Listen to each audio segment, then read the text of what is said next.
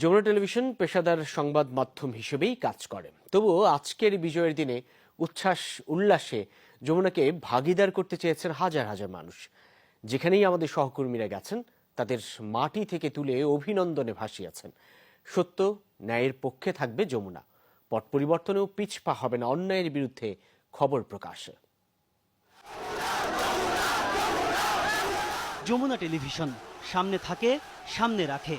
সবার ভালোবাসার যমুনা টেলিভিশন আবারও সিক্ত ছাত্র জনতার মিছিলে।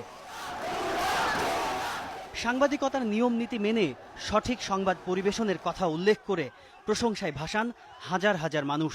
বৈষম্য বিরোধী ছাত্র আন্দোলনে নিরপেক্ষভাবে সংবাদ তুলে ধরায় তাদের মন জয় করেছে প্রিয় যমুনা টেলিভিশন।